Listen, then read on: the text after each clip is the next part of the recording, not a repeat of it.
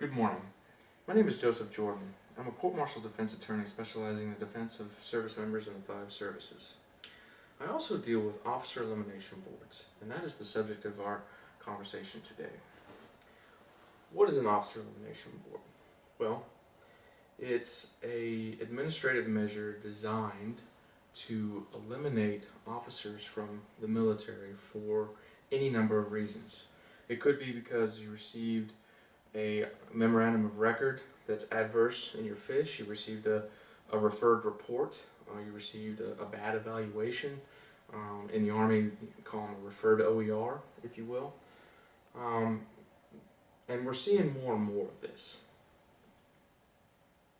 As everybody in the military knows, we're getting ready to face and already facing a drawdown in the military forces. We're getting to a point now where the military is becoming a zero-tolerance entity.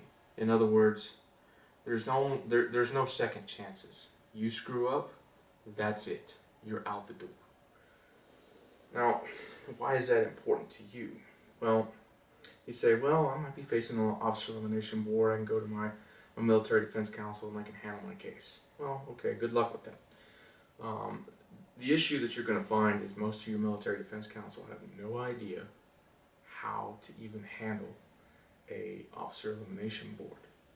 It's an intricate process. It's heavily regulated. There are a lot of checks and balances as you go across the process, and there are things along the process that benefit you, the client, if you take advantage of those benefits.